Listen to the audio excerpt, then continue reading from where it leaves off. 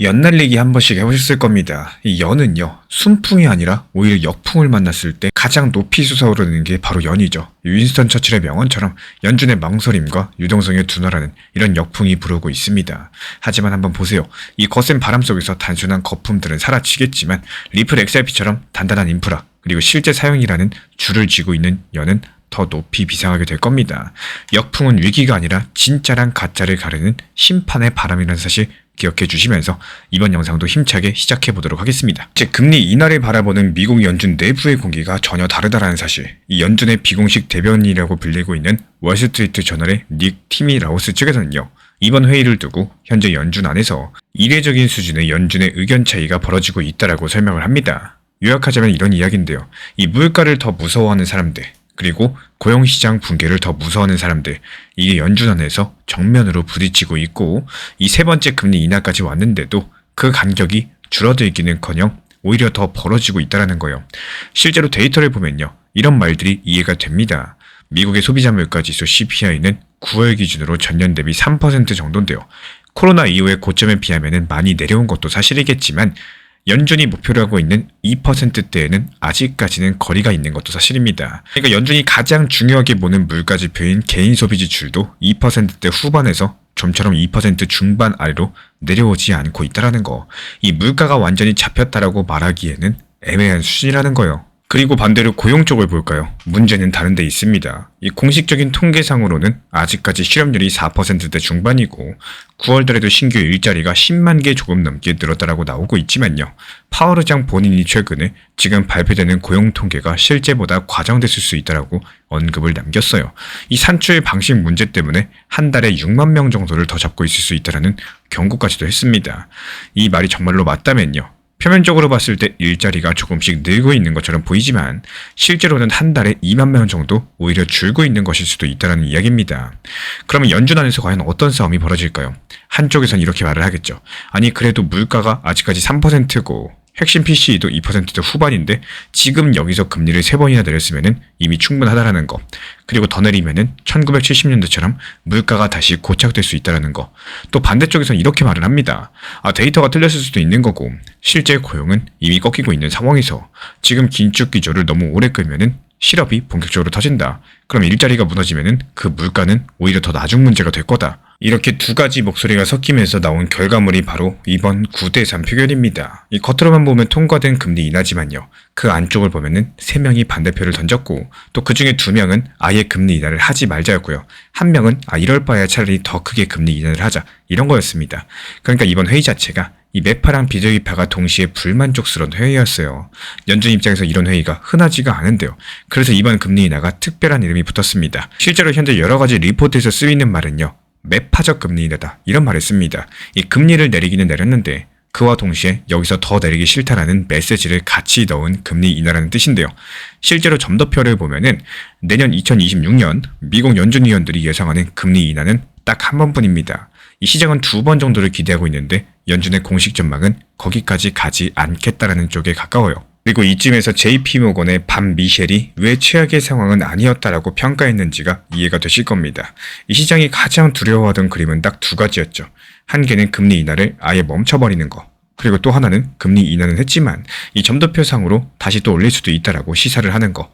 그런데 현실은 인하는 했고 또 다시 올리겠다라는 말은 하지 않았습니다. 다만 추가 금리 인하에 대해서는 상당히 신중한 태도를 보여줬는데요. 그래서 반대표가 더 많이 나와서 금리 인하가 막혔을 수도 있었는데 그 정도는 아니었다라는 의미에서 최악은 피했다라고 표현을 한 겁니다. 여기서 문제는 시장인데요. 이 미국 금리 선물 시장을 보면은 이번 회의 이전에는 내년 1월 FOMC에서 금리를 동결할 확률을 70% 정도로 보고 있었습니다. 근데 회의가 끝난 직후에 그 확률이 78% 수준까지 올라갔어요. 거의 80에 육박한 숫자죠. 이 숫자 하나가 중요한 것이 아니라 방향성이 중요합니다. 세 번째 금리 인하까지 왔는데 이제부터 다음 회의에서는 금리를 멈출 확률이 더 크다라고 시장이 보기 시작을 했다는 거. 인하 사이클이 시작된 게 아니라 어쩌면 거의 금리 인하의 끝에 와 있을지도 모른다.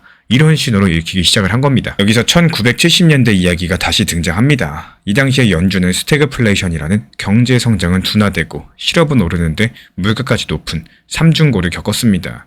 그때 연준은 경기가 나빠질 때마다 금리를 내렸다가 또 물가가 튀면은 또 금리를 올리고 다시 경기 둔화를 걱정해서 또 내리는 이런 식의 스톱 앤 고 정책을 반복해 왔는데요. 결과적으로 사람들은 연준은 결국 물가를 잡을 생각이 없다.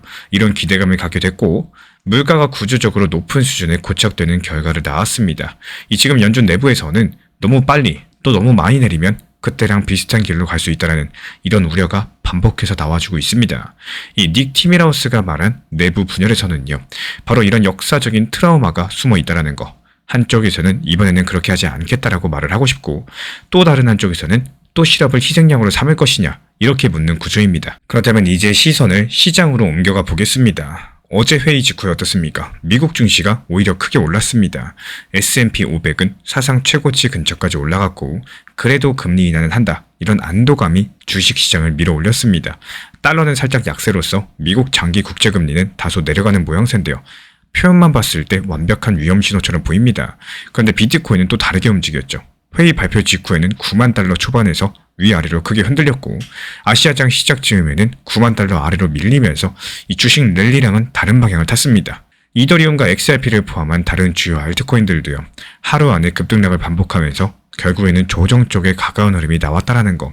이 주식은 웃고 있는데 크립토는 표정을 굳힌 그림이겠죠. 이런 모순을 이해하시려면은 자산마다 민감하게 보는 포인트가 다르다는 것들을 아셔야 됩니다. 이 주식은 지금보다 금리가 더 내려가느냐 보다도요. 더 이상 더 올리진 않겠구나. 여기에 더 민감하다라는 거. 그래서 긴축 사이클이 끝났다는 시그널에 먼저 환호를 하겠죠. 반면에 비트코인과 알트코인은 금리의 절대 수준보다도 유동성이 추가로 얼마나 더 풀리느냐. 여기에 더 민감합니다. 이 금리 3번 이나의 QT 종료까지도 겹친다? 그러면 이미 상당히 많은 선반영이 끝났다라는 거. 그렇다면 이제부터는 추가 인하가 크게 나오지 않을 것 같다는 신호가 들어오면요. 이 더 마실 술은 많지 않다라는 생각이 먼저 듭니다. 그래서 지금 크립토 시장에서는 방향을 한쪽으로 강하게 베팅하기보다는 레버리지를 줄이고 롱과 숏 포지션을 섞어놓고 단기 변동성에 대응하는 트레이딩 구간이 이어지고 있습니다. 온체인 데이터를 보면요. 거래소로 유입되는 비트코인 물량은 줄어들고 현물 ETF랑 장기 보유자 지갑으로 천천히 이동하는 모습이 관측이 됩니다. 이 새로운 대세 상승이 당장 시작됐다기보다는요. 누가 다음 사이클의 리더가 될지를 고르는 준비 구간에 가까운 흐름입니다. 그리고 이제 XRP를 따로 떼어서 보겠습니다. 이 과거 소송 이야기는 오늘은 꺼내지 않겠습니다. 이 지금 XRP가 서 있는 자리는 조금 다르다라는 건데요. 지난 1년 동안 XRP 가격은 비트코인보다 훨씬 더 큰 폭으로 올랐고 그 배경에는 RLUSD라는 스테이블 코인, 그리고 RWA 토큰화, 그리고 ETF 상장 움직임이 있습니다. 여기서 RLUSD는 출시 1년 만에 시가총액 10억 달러를 돌파했고 최근에는 13억에 근접하면서 리플 레저랑 이더리움 위에서 결제량 유동성 풀 역할을 하고 있어요. 리플 레저 위에서 토큰화된 실물 자산 규모도 1억 5천만 달러 수준까지 늘어났고요. 관련된 프로젝트는 40개가 넘었습니다. 이런 변화가 중요한 이유는 연준이 금리를 크게 내리지 못하는 세상에서 실제 금융 인프라 안으로 들어갈 수 있는 디지털 자산에 더 큰 프리미엄이 붙기 때문입니다. 이 과거처럼 제로금리랑 무제한 QE가 다시 오게 된다면은 그냥 아무 코인에 놔도 돈이 들어가도 됩니다. 하지만 지금처럼 정책금리가 3%대에서 멈춰있고 연준이 추가 완화에 소극적인 상황에서는요. 이 실제 결제랑 토큰화, ETF, 기관 채널을 통해서 유동성이 들어오는 자산이 구조적으로 유리해집니다. 여기에 ISO 2002 전환이 겹치게 되는데요. 이 스위프트가 11월을 끝으로 기존 메시지 포맷을 접고요. ISO 2002 기반의 새로운 표준으로 완전히 넘어갔습니다. 2026년 초가 되면요. 이 전 세계 고액 결제의 90% 이상이 표준을 통해서 오고 갈 것으로 예상이 되고 리플 레저랑 리플은 이 표준을 전제로 하고 있는 크로스보더 결제, 토큰화된 예금, CBDC 연계를 테스트하고 있고요. 이 최근에는 21 쉐어즈의 스팟 XRP ETF가 CBOE 상장 승인을 받으면서 미국 규제 틀 안에서 XRP에 접근할 수 있는 공식 채널도 열리고 있다는 거. 이런 것들이 바로 XRP의 구조적인 자리를 만들어주는 요소들이겠죠. 연준은 이미 3번의 금리를 내렸고 QT도 멈췄습니다. 이 표면적으로 분명히 완화인데 여기에 동시에 내부에서는 여기서 더 내리면은 1970년대처럼 될 수 있다. 이런 공포감. 그리고 더 내리지 않으면 고용이 무너진다는 공포가 동시에 존재한다는 거. 그리고 그 결과가 9대 3이라는 이례적인 표결과 내년 1월에는 멈출 수도 있다는 시장의 기대감입니다. 그래서 이번 인하 자체가 방향으로만 보면 완하겠지만요. 메시지를 보면 이제 유동성 확장도 막바지에 와 있다는 신호에 가깝다라는 거. 이런 구조에서 비트코인과 XRP 투자자가 가지셔야 될 프레임은 이 금리 인하 횟수 세기가 아니라 이 정도 금리 수준에서 얼마나 오래 머무를 것인가, 그리고 그동안 어떤 디지털 인프라가 실제 금융 시스템 안으로 들어가게 될 것인가, 이런 여부겠죠. 이걸 실전 관점에서는 이렇게 정리할 수가 있습니다. 지금은 공포에 전부 팔아버릴 구간도 아니고요. 2나 3번 취해가지고 전부 올인할 구간도 아닙니다. 시장 전체로 봤을 때 유동성 피크에 가까운 구간입니다. 그리고 포트폴리오 안에서 크립토 비중은 개개인의 위험 선호에 따라서 다르겠지만요. 연준이 다시 제로금리로 돌아간다는 가설보다는 3%대 금리에서 디지털 자산과 전통금융이 서서히 엮여가는 이런 가설을 기준으로 짜는 것이 더 현실적이라는 것. 그리고 XRP 리플 같은 자산은 단기 가격보다는 RLUSD, RWA, ETF, ISO 2002 같은 이런 구조적인 요소가 실제로 얼마나 쓰이는지, 온체인 수요가 얼마나 꾸준히 들어오는지 이런 것들을 보는 것이 핵심입니다. 이번 영상에서 말씀드리고 싶은 내용은요. 지금이 인하 사이클의 시작이 아니라요. 긴축 사이클의 끝자락에 가까운 구간이다라는 거. 이런 구조적인 메시지를 말씀을 드리고 싶었습니다. 비트코인과 XRP를 보실 때도 이 큰 틀 안에서 방향성을 잡으시는 게 단기 뉴스 하나하나에 휘둘리는 것보다 훨씬 더 건강한 접근이라고 정리할 수가 있겠죠. 원칙 매매의 습관은 시장이 아니라 내 심리를 다스리기 위한 최소한의 안전장치입니다. 우리가 원칙을 갖는 이유는 거창해서가 아니라 시장이 흔들릴 때 나 자신의 감정이 더 크게 흔들리지 않도록 잡아주는 구조를 만드는 데 있는데요. 근데 많은 분들께서 공통적으로 반복하는 패턴이 있죠.